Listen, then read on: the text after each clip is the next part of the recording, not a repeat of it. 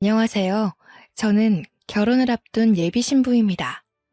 식도 올려보기 전에 결혼이 한 번 엎어질 뻔했다가 다시 결혼을 준비 중에 있거든요. 이렇게 결혼을 하는 게 맞는지 모르겠다는 생각은 중간중간 들긴 하지만 상황을 이렇게까지 만든 남편이 억울한 입장이긴 한 것 같아 용서를 한 상태입니다. 남편이 바람을 핀 것도 아니고 돈을 날린 것도 아니고 마마보이 같은 사람도 아니에요. 모자르듯 남편과의 인연을 단번에 정리할 수가 없기도 했고, 남편과 제 2의 인생을 함께 해보지 못해서 그런지 남편을 향한 마음이 여전히 컸기 때문입니다.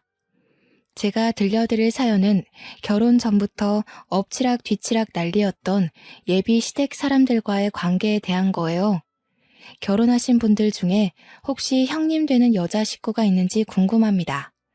있다면 형님이랑 친한 분들도 계실까요? 저는 아직 정식 식구도 아닌데 예비 형님 문제로 결혼을 엎을 뻔했거든요. 물론 지금은 당연히 해결이 되었기에 제가 이 글을 쓰게 된 것인데요. 제 이야기 한번 들어보시고 제 언행에 대해 따끔한 조언 한마디씩 부탁드립니다. 제게는 연애 기간 6년 차인 남자친구가 있습니다.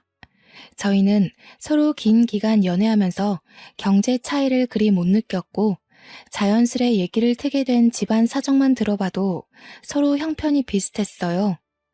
예비 신랑과 결혼을 약속한 관계로 발전할 수 있었던 이유 중 양가 집안 형편도 나름 조건에 있었습니다. 너무 수준 차이가 많이 나면 한쪽이 부담스럽잖아요. 저희는 다행히 금전적인 부분에서 문제될 게 전혀 없었다는 겁니다. 저와 예비 신랑은 결혼하기 전 모아둔 돈과 약간의 대출을 받아 적당한 빌라 정도에서 살 수 있는 집까지 알아봐뒀습니다. 남들은 돈이 없어서 원룸에서 시작하는 신혼부부도 있다던데 그에 비하면 저와 예비 신랑의 출발선은 한참 위에서 시작한 셈이죠. 결혼 계획을 세우면서도 저희는 딱히 안 맞는 부분도 없었고 부딪힐 만한 상황이 생기더라도 서로 의견 조율이 잘 되는 편이었습니다. 예비 신랑과 저는 만난 지 2년째부터 서로를 환상의 짝이라고 생각했을 만큼 잘 맞았어요. 그랬기 때문에 더더욱 서로를 결혼 상대로 본 거였죠. 저희가 본격적으로 결혼 준비에 돌입하면서 첫 번째로 양가 부모님께 먼저 인사를 드리기로 했는데요. 월차를 내지 못해서 퇴근하고 예비 신랑을 만나 저녁에 출발을 하였습니다. 예비 신랑 집을 처음 가보는 건 아니었어요. 예비 신랑과 연애를 길게 했다 보니까 몇 번 시댁에 가서 저녁밥을 얻어먹은 적이 있었거든요. 그 때문인지 이웃집 놀러 가는 것처럼 걸음이 가벼웠습니다. 이렇게 말씀드리면 저한테 예비 시부모가 어떤 존재인지 느껴지지 않습니까?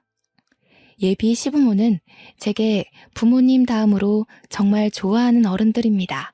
제 나이가 30대 중반인데도 예비 시부모는 저를 뽀송뽀송한 아기로 보거든요.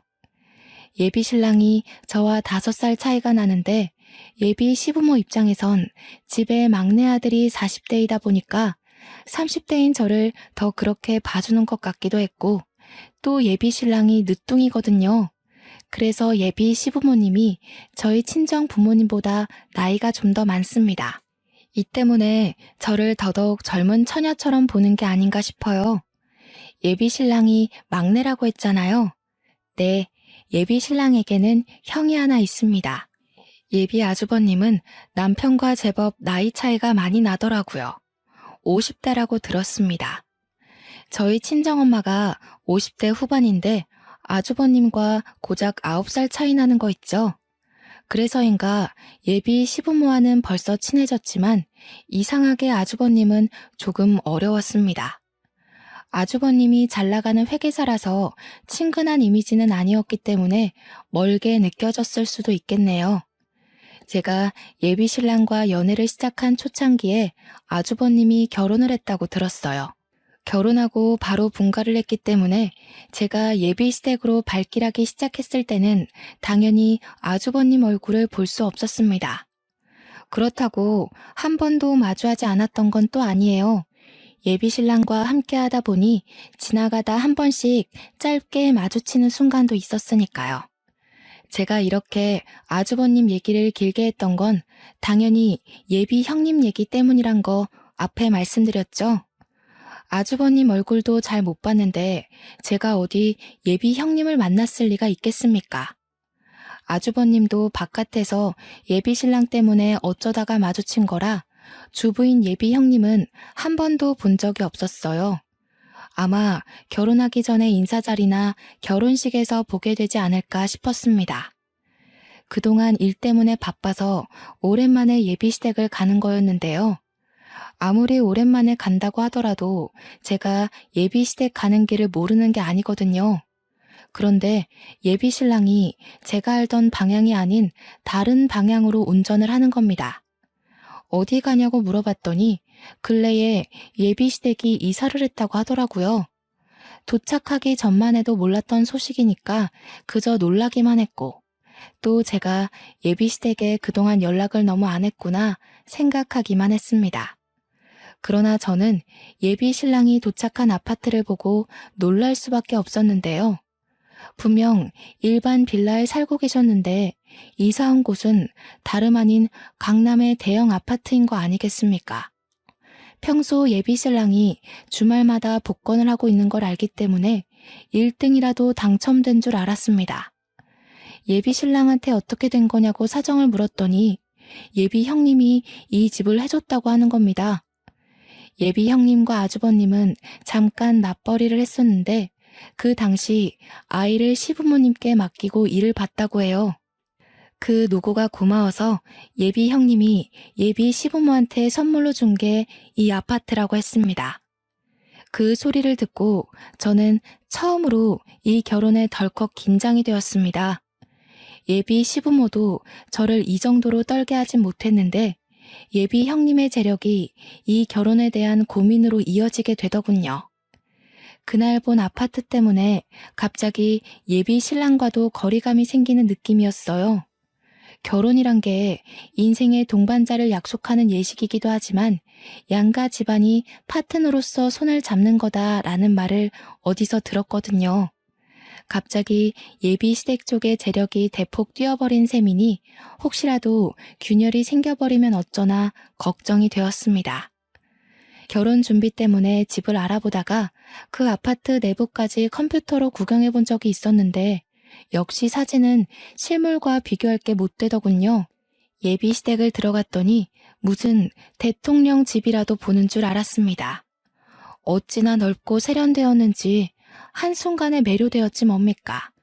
언제나 그렇듯 예비 시부모는 오랜만에 찾아온 저를 딸내미 맞이하듯 두 발 벗고 달려와서 안아주었습니다. 오느라 고생 많았지? 너희들 언제 결혼하나 내내 기다렸다. 수양이 멀미는 없었어? 거기서 여기 오는데 꽤 오래 걸렸을 텐데. 괜찮아요, 어머님. 바빠서 이제야 찾아오네요. 그동안 몸 건강히 잘 지내셨죠? 어쩜 이렇게 피부가 갈수록 고와지세요? 어머, 그러니? 네가 보내주는 화장품들이 좋아서 그런 거지 뭘. 네 시애비도 요즘 기미가 많이 줄었어. 우리가 다 늙어서 이렇게 며느리 덕을 본다. 제가 피부과 간호사로 일하고 있어서 저희 부모님과 예비 시댁 화장품을 주기적으로 챙겨드리고 있었어요. 별것 아닌데도 예비 시댁에선 선물을 받고 나면 꼬박 제게 연락을 해서 고맙다고 해주셨습니다. 생색내고자 챙겨드렸던 건 아닌데 그만큼 예비 시부모의 인품이 훌륭했다는 겁니다. 예비 신랑은 이제 막 약사로 개인 약국을 차리게 된 젊은 새내기였어요. 예비 신랑이 제 친정을 알아서 먼저 챙겨줬기에 저도 제 선에서 똑같이 잘하고 싶어서 그랬습니다. 원래 그날 예비 시부모와 저녁 한 끼하고 바로 돌아가는 거였는데 예비 신랑이 바로 앞동에 예비 형님이 산다고 하면서 온 김에 인사하고 가는 게 어떻냐고 제안하더라고요. 한 번도 만난 적 없지만 언젠가 만나야 될 예비 형님 언급에 잠깐 잊고 있던 긴장감이 다시 불쑥 솟았습니다. 이렇게 갑자기? 약속된 것도 아니라서 그쪽에서도 불편할 텐데. 게다가 이미 저녁 시간도 훨씬 넘겼잖아. 나는 처음 뵙는 건데 이렇게 찾아가는 건 좀 예의가 아니지 않을까? 에이, 형수는 그런 거 없어. 얼마나 털털하고 시원한 성격인데. 평소에 내가 자기 자랑하면 그렇게 보고 싶어 하더라고. 내가 형수랑 동갑이라 친구처럼 지낸다고 했잖아. 그렇다 보니 가끔 만나서 사적인 고민이나 얘기도 나누거든. 근래 네 얘기를 엄청 했더니 자리 좀 만들어 달라고 하더라. 예비 신랑의 해맑은 제안에 저는 결국 따를 수밖에 없었습니다. 방문 손님으로서 선물도 준비 못했는데 예비 신랑이 다 괜찮다고만 해서 그대로 예비 형님 집을 찾았습니다. 그렇게 방문한 예비 형님네 집은 예비 시부모 집보다 훨씬 넓고 화려했어요. 뒷동보다 앞동이 더 비싼 곳이란 건 알고 있었지만 이 정도로 운동장 같은지는 몰랐습니다. 원래 예비 형님이 예비 시부모 집도 앞동 아파트로 사주려고 했대요. 그런데 예비 시부모가 둘이서 살 건데 뭐하러 그리 큰데 사냐고 해서 뒷동으로 사줬다고 했어요. 예비 신랑 뒤만 따라서 눈치 보며 들어갔더니 예비 아주버님과 예비 형님이 옷을 여미면서 마중을 나와 있었습니다. 예비 아주버님은 누가 봐도 아저씨 같은데 그에 반해 예비 형님은 완전 아가씨더라고요. 예비 신랑과 동갑이라는 건 알고 있었지만 예비 아주버님과 안 어울릴 정도로 어려 보여서 좀 놀랐어요. 예비 형님은 다소 화려한 인상인 저와 다르게 강아지처럼 순한 인상을 가졌더군요. 그 때문에 웃는 모습이 그렇게 사근사근하고 상냥해 보였고 덕분에 제 긴장이 은근 풀리기도 하였습니다. 어머, 수영 씨는 피부과 간호사라더니 피부가 정말 좋다. 시술 하나도 안 한 거죠? 역시 아는 게 힘이라고. 저도 화장품 추천 좀 주면 안 돼요? 네, 시술은 안 해봤어요. 제가 시간 날 때 제품 몇 개 보내드릴게요. 그런데 굳이 안 하셔도 될 것 같은데요? 이미 피부 빛깔이 장난 아니세요. 저와 예비 형님은 여자라면 적당히 나눌 인사를 했고 예비 형님이 직접 과일을 대접해 주었습니다. 예비 형님은 순한 인상에 비해 꽤나 직설적인 톤이었는데요. 성격도 그와 맞게 거침이 없는 타입인가 보더라고요. 저와는 초면인데도 저희에게 신혼집 사정을 물어봤습니다. 나랑 수영이 모은 돈이 좀 돼서 저기 변두리 쪽에 30평 정도는 구할 수 있을 것 같아. 가봤는데 좋더라고. 산책로도 있어서 강아지 2마리 정도도 키워볼까 해. 그래? 서울 변두리 쪽이면 출근하는데 무리 되지 않겠어? 또 어머님 아버님 집이랑도 멀어지는 거잖아. 왔다 갔다 힘들 텐데. 둘이서 얼마 모았는데? 한 2, 3억 정도 돼. 대출까지 보태면 5억 좀 안 될 것 같아. 네가 돈 많은 집 딸이니까 몰라서 그래. 결혼 이렇게 시작하는 거면 어렵지 않게 출발하는 거야. 뭐 보통 신혼부부와는 다르게 결혼하긴 했으니 모른다고 볼 수 있겠지. 그러지 말고 너희들도 이 아파트로 들어오면 어때? 내가 보태줄게. 예비 형님은 표정 하나 안 변하고 저희에게 30억 아파트로 들어오라고 제안했습니다. 대출 받지 말고 자기한테 모았다는 돈 2, 3억만 내라면서 그럼 30억 아파트 계약해주겠다고 하는 거 아니겠어요? 당황한 저와 달리 예비 신랑은 땅속에서 다이아몬드라도 발견한 사람처럼 눈빛이 번쩍 빛나더군요. 예비 신랑과 예비 형님이 친구처럼 지낸다는 것도 물론 알고 있었지만 둘은 모든 면에서 서슴없을 정도로 친한 듯 보였습니다. 정말 진심이야? 우리한테는 이런 거 농담 아니야. 괜히 말장난하는 거면 그렇다고 얼른 말해라. 그런 게 아니라면 우리야말로 진심 고맙지. 농담 아니야. 내가 언제 너한테 돈으로 농담하는 거 봤니? 앞동은 부담스러울 거잖아. 뒷동으로 해줄까 하는데 어떻게? 당장 해줘? 예비 신랑과 예비 형님 둘이서만 신난 대화였습니다. 예비 아주버님은 일 때문에 저와 인사만 했을 뿐 줄곧 방에 있었어요.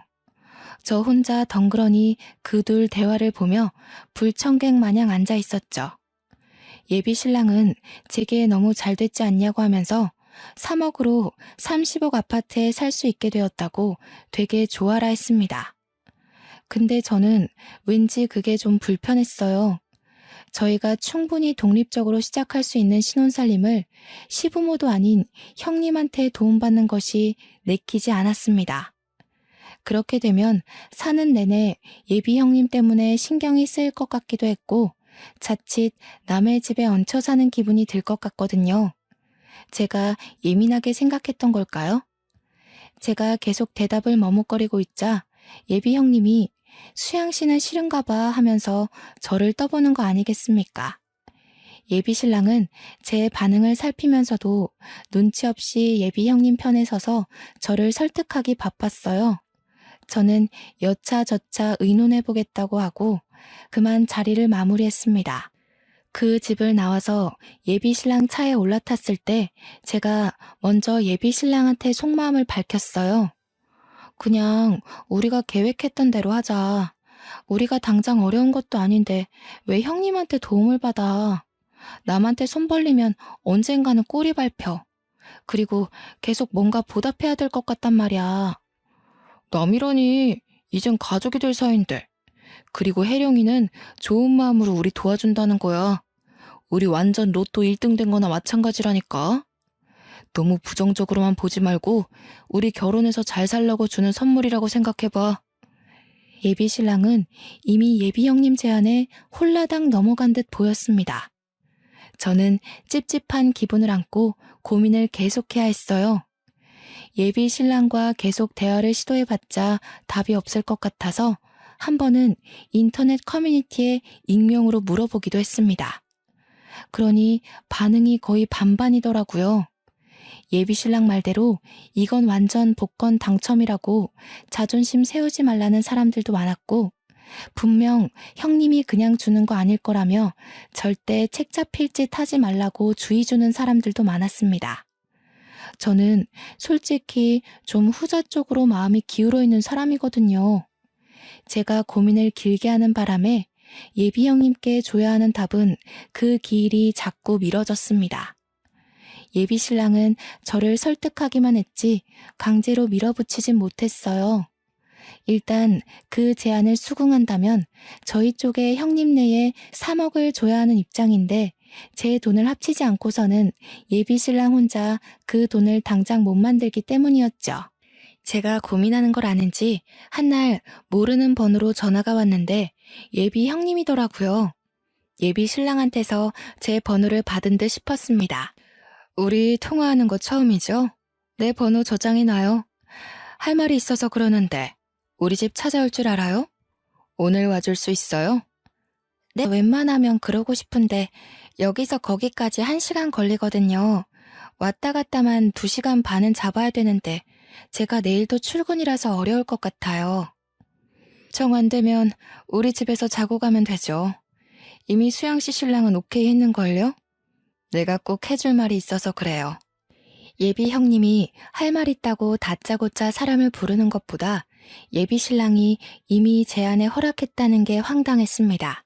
저는 예비 형님과 전화를 끊고 바로 예비 신랑한테 전화했어요. 예비 신랑 말로는 예비 형님이 저한테 전화할 거라고 해서 자기가 굳이 안 했다고 하더군요. 거기서 제가 뭐라고 하겠습니까? 예비 신랑 말도 일리가 있는걸요. 시댁이랑도 별 이상이 없는데 왜 자꾸 엉뚱한 데서 묘하게 불편한 감정이 생기는지 모르겠습니다. 예비 형님이랑 제가 나이가 비슷해서 그런가 싶기도 하고 그때만 해도 진짜 아무것도 몰랐어요. 별 수 없이 예비 신랑을 만나 예비 형님 아파트에 또다시 인사를 하러 갔습니다. 예비 형님이 저희를 부른 이유는 역시나 해결되지 않고 있던 집 문제였어요. 보아하니 예비 형님과 예비 신랑이 짜고서 저를 설득하기 위해 마련한 자리 같았어요. 예비 형님이 집 얘기하자마자 예비 신랑이 적당한 타이밍에 계속 맞장구 치며 저를 부추겼거든요. 둘이서 쿵짝이 잘 맞는 걸 보니 저 하나 설득시키자고 작당한 게 충분히 예측되었죠. 그럼에도 불구하고 제가 쉽게 판단을 내리지 못하니까 그 끝도 없는 논쟁은 참 길게도 이어졌습니다. 결국 저는 거기서 저녁도 먹고 하룻밤 신세까지 지게 되었어요. 예비 형님이 저와 예비 신랑에게 손수 잠옷도 빌려주더군요. 그날 저는 빈방에서 예비 신랑과 긴밀한 대화를 더 나눴습니다. 자기 이러는 거 솔직히 자존심으로밖에 안 보여. 혜령이 두 번째 보잖아. 집 사줬다고 생색내래로 보였어? 왜 이렇게 부정적이야? 자존심? 그래, 자존심 상하긴 해. 왠지 받으면 안 될 것 같아서 그러지. 내 돈도 아닌데 언젠가는 그걸 달라고 할 수도 있고, 그걸 빌미로 우리한테 생색을 낼 수도 있어. 계속 같은 소리네. 혜령이 그런 애 아니라니까. 혜령이는 너더러 신중하고 야무져서 나보고 신부 하나는 잘 골랐다고 하더라. 어차피 나랑 결혼하면 혜령이랑 한 식구가 되는 건데 좀 좋게 보려고 노력하면 안 돼? 제가 답답하게 행동했는지 예비 신랑은 잠깐 담배 좀 피고 오겠다고 나가버렸습니다. 예비 신랑은 담배를 자주 피는 건 아니었고 열받을 때마다 성질내는 대신 담배로 화를 다스리는 사람이었는데요. 그러니까 지금 성질이 났다는 뜻이에요. 예비 신랑이 저렇게까지 나오니까 진짜 예비 신랑 말대로 제가 너무 민감하게 생각했나 싶더라고요. 예비 신랑 돌아오면 좋은 방향으로 얘기를 다시 해볼 생각이었습니다. 그런데 예비 신랑이 1시간이 넘어도 안 오는 거 아니겠어요? 기다리다 못한 제가 방 밖을 나가봤는데 넓은 거실 쪽에서 무슨 소리가 들렸습니다. 소리 나는 대로 따라가 보니 거실이 아니라 주방 쪽이었고 저는 발소리를 더더욱 죽여가며 소리의 출처를 찾아보게 되었죠. 그런데 그곳에서 저는 정말 충격적인 장면을 보게 되었는데요. 예비 형님과 예비 신랑이 대화 중인 것 같았는데 예비 신랑이 머리를 싸매며 잠깐 고개를 숙이고 있는 상황에서 예비 형님이 예비 신랑한테 줄 물에다가 뭔지 모를 약을 타는 겁니다. 당시 휴대폰을 들고 있던 상태도 아니었고 들고 왔더라도 당황해서 못 찍었을 정도로 놀랐습니다. 예비 신랑이 아무것도 모르고 그걸 마시려고 하길래 저도 모르게 뛰어가서 예비 신랑 손에 있는 컵을 쳐내버렸어요. 방금 물에다 뭐 하신 거예요? 이상한 짓 한 거 맞죠? 제가 똑똑히 봤어요. 물에다가 이상한 가루약 탔잖아요. 저기 싱크대에 껍질도 버려... 무슨 소리 하는 거야? 수양씨 자다가 꿈이라도 꿨어요? 아무리 그래도 그렇지 사람 다칠 뻔했잖아요. 새벽에 이게 무슨 난리야. 제가 싱크대로 가서 예비 형님이 썼던 약봉지를 손대려고 하자 예비 형님이 제 앞을 막아서더니 갑자기 주저앉았습니다. 그러더니 맥락 없이 서럽게 울기 시작하는 거 아니겠습니까? 예비 신랑은 제가 아닌 예비 형님을 살피기 시작했는데 한 번도 저한테 화낸 적이 없던 예비 신랑이 그때 처음으로 언성을 높였습니다. 자기 도대체 왜 이래? 왜 이렇게 혜령이를 못 잡아먹어서 안달이야? 결혼하면 자기가 형님으로 모셔야 될 사람이라고. 혹시 혜령이한테 자격지심 있어? 뭐라고? 내가 말해줬잖아. 저 사람이 오빠 먹는 물에다 약 타는 걸 봤다니까? 어떻게 나한테 그런 소리를 할 수가 있어. 오빠는 적어도 내 말을 먼저 들어주려고 해야지. 애 같은 소리 하지 마. 또래 나이에 혜령이가 너보다 너무 잘나서 시기하는 거지. 내가 보기엔 너 이러는 거 열등감 맞아. 진짜 실망이다. 내 말 좀 들어. 오빠가 확인해보면 되잖아. 저 사람이 약을 탔는지 안 탔는지. 경찰이라도 불러서 여기 쏟아진 물 성분 조사해보라고 해. 그만해. 어느 정신 나간 사람이 그런 짓을 하겠어? 너 지금 나이가 30이 훌쩍 넘었어. 그런 허황된 변명이 통할 거라고 생각돼? 그 정신 나간 사람이 바로 네 형수라고. 내 말은 확인도 안 해보려고 하면서 저 사람 말은 뭐가 그리 믿을 게 있다고 감싸도는 건데 진짜 정신 나간 년이 누군지 모르겠어? 저는 결국 식구끼리 해선 안 될 말을 저질러 버렸습니다. 그랬더니 예비신랑은 아예 저를 막장으로 보더군요. 예비신랑은 곧 저를 향해 실망한 기색을 비추곤 예비형님을 챙겨 예비형님 방으로 가버렸습니다. 그날 이후 저는 예비신랑과 연락도 안 했어요. 예비신랑이 얘기 좀 하자고 여러 번 연락이 왔지만 그때마다 무시했단 말이죠. 그러다 예비신랑이 결국 제가 일하는 직장을 찾아오게 되었고 할 수 없이 대면을 해야만 했습니다. 나랑 헤어질 거야? 왜 내 연락 피해? 해결을 하려면 대화를 해야지. 혜령이가 너랑 다시 얘기해보고 싶어해. 사과 받아주겠대. 시간 언제 괜찮아? 그럴 필요 없어. 나 이번 기회에 오빠랑 헤어질 거니까. 그래서 연락 피했던 거고 이왕 만나버린 김에 말할게. 우리 여기까지 하자. 저는 홧김에 없는 소리 하는 사람이 아닙니다. 100% 진심이었습니다. 예비신랑과 연락 안 하는 시간 동안 저도 제 나름 생각 많이 하고 내린 결정입니다. 예비 시댁에서 예비 형님이란 존재가 사라지지 않는 이상 그 집과 인연을 맺어선 안 된다는 쪽으로 마음이 기울어 버렸어요. 그리고 그날 예비 형님 집에서 보였던 예비 신랑의 태도, 그건 제게 엄청난 실망을 안겨준 일이었습니다. 오빠도 마음 정리할 필요하지. 정리 잘하고 파혼 얘기 아니면 앞으로 연락하지 말아줘. 그래도 6년 동안 좋았어. 이렇게 끝나버릴 줄은 몰랐는데 우린 여기까지인 것 같다. 제가 답도 안 듣고 무작정 일어나 버리자 예비 신랑이 저를 다급히 붙잡더라고요. 그 손길을 뿌리치고 집에 돌아왔습니다. 그리고 며칠간 예비 신랑도 제게 연락을 안 했어요. 그러고 나서 한 4일 뒤쯤이었나? 예비 형님에게서 느닷없이 연락이 오는 겁니다. 밑도 끝도 없이 예비 신랑 약국으로 오라는 말만 덩그러니 날라온 거 있죠? 제가 예비 신랑한테 이별을 통보했다는 거 예비 형님도 다 알고 있을 겁니다. 저희가 갈라서게 된 이유는 온전히 예비 형님 때문이잖아요. 예비 신랑과 갈라졌으니 예비 형님도 더 이상 저와 관련이 없는 사람인데 제가 왜 이 여자 말에 반응을 해주겠어요? 당연히 무시했습니다. 그랬더니 바로 또 연락이 오더라고요. 이번엔 문자였고 내용도 없이 달랑 사진 몇 개 날라온 것이 다였습니다. 아, 그중 영상이 하나 있길래 눌러봤거든요.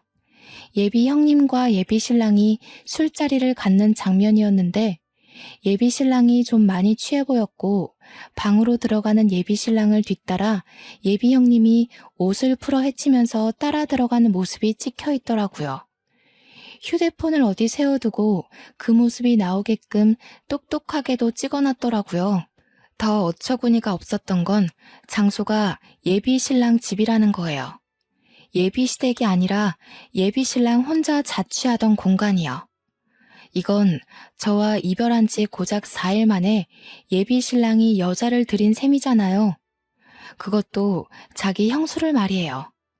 그걸 받고서 저는 예비 신랑에게 파혼 확정을 통보했습니다. 예비 신랑이 생각하고 말고 할 시간도 주기 싫었어요. 그리고 그날 밤 저를 또다시 찾아온 예비 신랑은 마지막으로 봤던 날보다 많이 초췌해 있더군요. 자기야, 도대체 왜 이래? 우리 좋았잖아. 앞으로 더 좋아지려고 도움 좀 받는 게 그렇게 어려워? 왜 우리가 눈앞에 놓인 행운을 놓고도 헤어져야 돼? 오빠는 그 여자를 믿어? 내가 보기에 오빠 지금 그 여자한테 이용당하는 거야. 우리 헤어졌다고 그 여자가 신이 나서 나한테 연락했더라? 저는 예비 신랑에게 보여주려고 인화해놨던 사진들을 냅다 뿌렸습니다. 예비 신랑은 바닥에 떨어진 사진을 힐끗 보더니 표정이 굳어졌어요. 우리 고작 헤어진 지 4일 됐잖아. 그동안 그 여자가 나한테 보낸 사진이야. 나랑 연락 안 하는 내내 그 여자한테 위로 엄청 받았나 봐. 그 사진들은 전부 술 먹고 기절해서 차림새가 불량한 예비 신랑과 그 옆에 나란히 누워서 오해 살 만한 차림으로 예비 신랑한테 기대어 있는 예비 형님의 모습들이었어요. 이게 다 뭐야? 난 모르는 사실이야. 조작된 거 아니야? 너랑 헤어지고 혜령이가 많이 위로해줬던 건 맞아. 근데 그냥 같이 술 먹은 게 다였어. 나 정말 이거 몰라. 그 여자가 나더러 뭐라는 줄 알아? 조용히 결혼하래. 자기랑 오빠랑 관계 눈 감아주면 30억을 더 주겠대. 돈 좋아하는 오빠한텐 솔깃할지 몰라도 나는 이런 더러운 웅덩이에 빠져주고 싶지 않거든. 우리가 왜 헤어져야 하는지 알겠어? 예비 신랑의 변명을 더 이상 듣기 싫었습니다. 모르는 사실이라고요? 참으로 웃기는 소리죠. 둘이서 같이 자리를 가졌다는 것 자체가 이런 사이라는 걸 증명하는 건데 변명을 하고 싶으면 좀 그럴싸한 걸로 우길 것이지 싶더군요. 그대로 집에 들어가려는데 예비 신랑이 저를 급하게 붙잡았습니다. 그러면서 계속 정말 몰랐다고 이게 무슨 상황인지 모르겠다고 엄청 당황스러워 하더라고요. 오빠도 마음 있으니까 나 내팽개치고 그 여자만 거들떠 본 거잖아. 지금에서야 아니라고 하겠지. 근데 어떡하니? 오빠가 지난날 내 자존심 운운하며 저 여자 치켜세웠던 모습을 다 기억하고 있는데 이 사실 너네 엄마 아빠는 알고 있니? 오해라니까. 나도 도통 모르는 일이라서 어떻게 설명을 할 순 없지만 뭔가 잘못된 일인 건 맞아. 내가 다 해결할게. 일단 기다려주라. 어? 나더러 가서 핑곗거리 만들 시간을 벌게 해달라.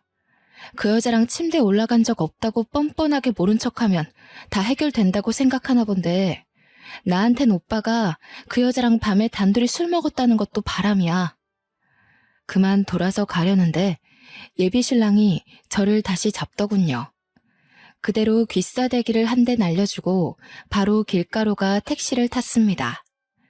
저는 그렇게 6년을 함께한 인연과 헤어졌습니다. 그런데 한 2주가 지났을까 예비 형님한테서 또 연락이 온 거 아니겠습니까? 수양씨, 똑똑한 사람인 줄 알았는데 생각보다 맹탕이네요? 돈 30억 더 준다잖아.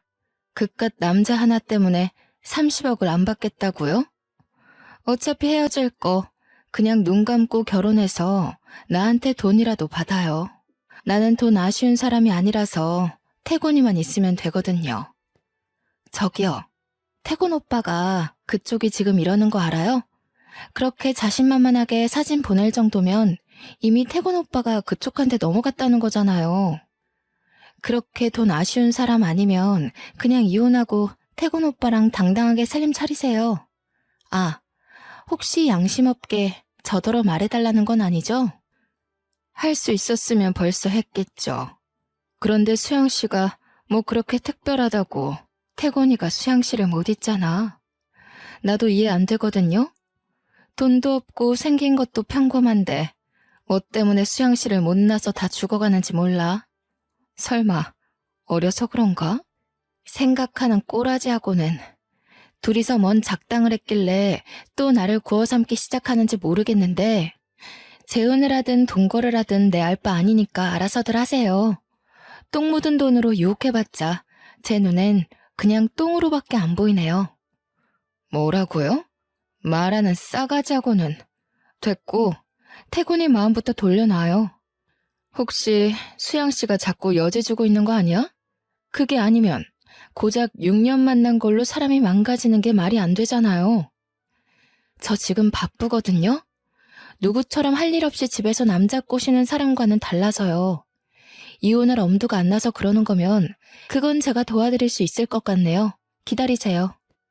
입씨름하기 싫어서 무작정 예비 형님 전화를 끊었더니 예비 형님이 또 전화가 오는 겁니다. 저만 이렇게 사랑하는 사람들을 잃는 건 억울하잖아요. 예비 형님한테 직접 이혼하는 걸 도와주겠다고 했으니 약속은 지켜야겠더라고요. 저는 예비 형님 연락을 다 넘기고 바로 예비 아주버님께 문자로 연락했습니다. 예비 형님께 받았던 사진과 영상 그리고 통화 녹음 내용을 전부 보내줬어요. 이 상황에 상관없던 예비 아주버님께 괜한 피해를 주는 것 같아 죄송했지만 한편으론 예비 아주버님이 이혼을 했으면 좋겠다고도 생각했어요. 예비 아주버님께 보낸 연락들로 인한 파장은 제법 컸습니다. 제가 예비 시댁에서 오는 연락을 받지 않으려고 일부러 벼르고 있었는데 상상 이상으로 연락이 많이 오더라고요. 예비 시부모껜 이렇게 되어버린 사실이 죄송해서 차마 연락을 받을 순 없었고 예비 형님 전화는 마지막으로 딱 한 번 받아봤습니다. 어떤 꼴이 되었는지 좀 궁금했거든요. 뭣도 없는 년, 기세 좀 펴게 도와줄랬더니 꼴에 자존심만 세서는. 네가 감히 나를 이 꼴로 만들고서 무사할 것 같아? 세상에 돈만 있으면 못하는 게 없어. 내 손으로 너 하나 망가뜨리는 거 아무것도 아니라는 거야. 네가 가진 돈이 다 네 돈이니? 네 부모님 돈 아니야? 부모 없으면 아무것도 아닌 주제에 세상에서 돈만 있으면 다 된다고? 그런데 왜 나한테 전화해서 따지고 있어? 가서 돈으로 사람들 마음 사서 네 편 만들면 되잖아. 그게 안 되니까 너도 이 난리인 거 아니야? 이혼하게 도와줬으면 고맙다고 절이나 할 것이지. 뭐라고? 어디서 반말이야. 이혼을 하고 말고는 내가 정한다고 했지. 태곤이까지 날 미친년으로 보잖아. 어떡할 거야? 잘 됐네. 네가 네 무덤 판 거라고 생각해라. 그리고 너 피부 관리 좀 해야겠더라. 35살 치곤 잔주름이 너무 많아. 어쩌다 보니 점점 유치한 다툼으로 변질되는 것 같아서 그만 끊어버렸습니다. 보니까 예비 아주버님한테 이혼 소송을 당했나 봐요. 심지어 예비 아주버님은 제 연락을 받고 바로 그 집을 나왔다고 했습니다. 예비 아주버님이 인상만큼이나 뒤 안 돌아보는 성격이 맞았나 보네요. 부정행위를 뻔뻔하게 자랑하더니 참 꼴 좋지 않습니까? 얼마나 고소하던지. 하나 의아했던 건 예비 신랑이랑 따로 관계가 발전할 줄 알았는데 그건 또 아닌가 보더라고요. 예비 신랑이 제게 받았던 사진을 가지고 예비 형님한테 찾아가 따지고 호통을 쳤다지 뭡니까? 이런 정황을 몰랐다는 예비 신랑의 말이 사실인 걸까요? 그때 좀 혼란스러웠던 걸로 기억합니다. 확실히 예비 시댁이 난리 나긴 했던 건지 시댁까지 제게 연락이 왔는데요. 예비 시부모가 저를 워낙 딸처럼 잘 대우해줬다고 했잖아요. 계속 오는 연락을 여태 피하기만 했는데 생각해보니 뭔가 인사도 없이 그냥 떠나는 건 예의가 아닌 것 같아서 전화를 받았습니다.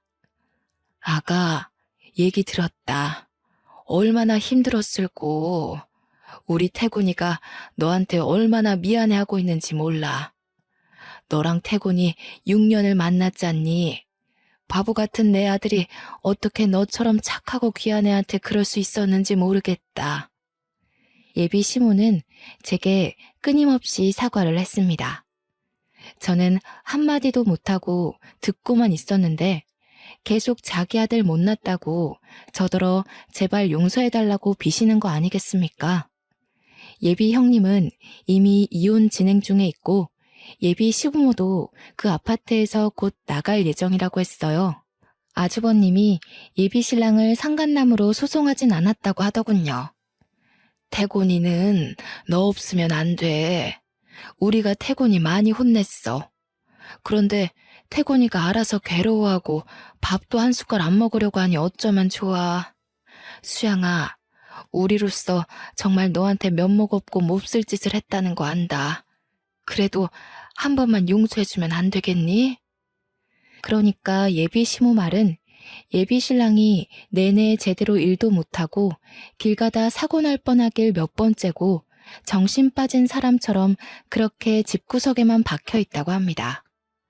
자기 몸을 위험에 빠뜨리면서까지 자책을 하고 있다니까 솔직히 신경을 안 쓸 수가 없더군요.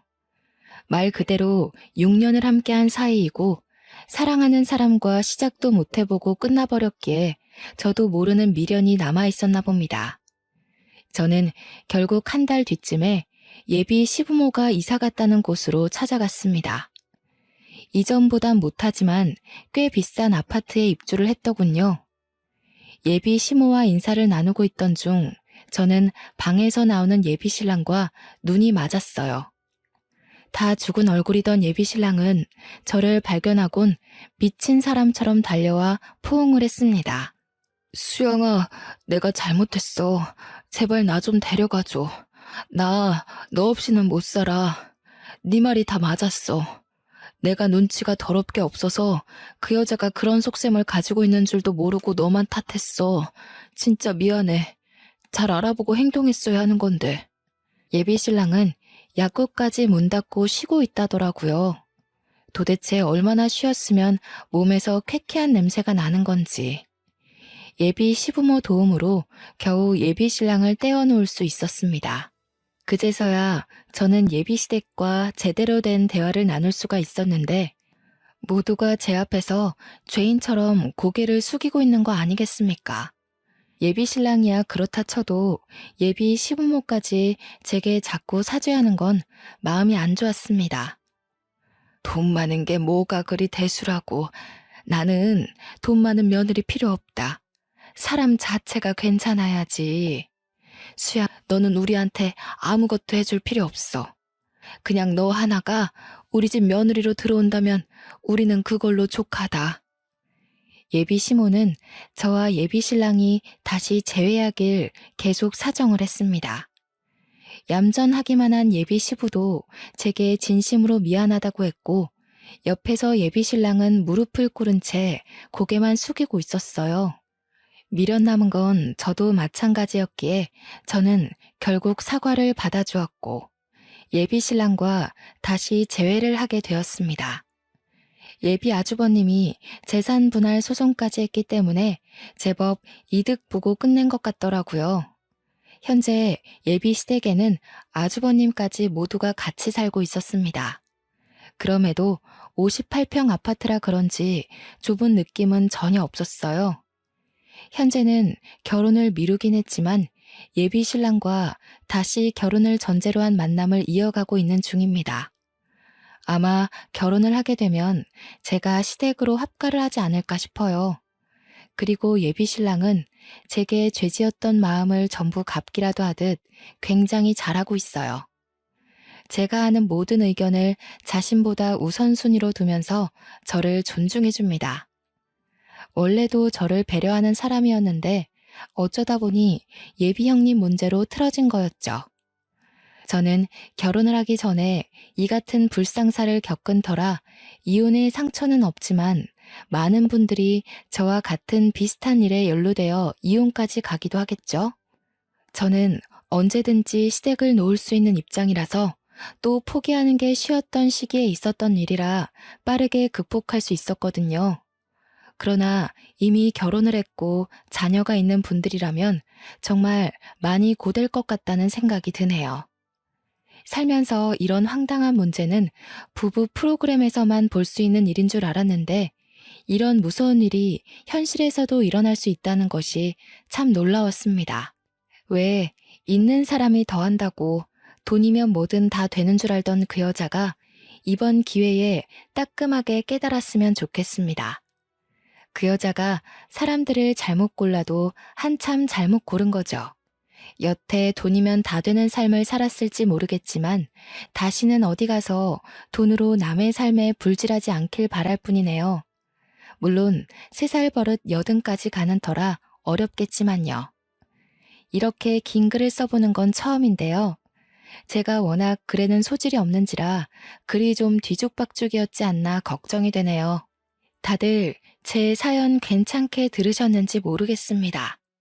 다른 사연들을 보면 사연자들을 아프게 한 사람들과 인연을 끊지 못했을 때 따끔한 코멘트를 좀 많이 남기시던데 왠지 저도 예비 신랑과 재회를 하는 바람에 욕 좀 먹지 않을까 싶어요. 각오 단단히 하고 있습니다. 예비 신랑도 제가 이번 일로 사연 올리게 된 걸 알거든요. 대충 내용들을 얘기해줬고 그 때문에 우리가 욕을 먹을 수도 있다고 특히 예비 신랑한테 귀 간지러울 수 있으니 조심하라고 했거든요. 직접 한 소리 듣는 것도 아닌데 예비 신랑이 덜컥 겁을 먹은 거 있죠? 한참을 웃었습니다. 제 사연이 언제 등장할진 모르겠으나 그때 되면 이미 남편이 되었을 예비 신랑과 함께 저도 우리 이야기를 기다리고 있으려고요. 그만 글을 끝내도록 할게요. 들어주셔서 고맙습니다.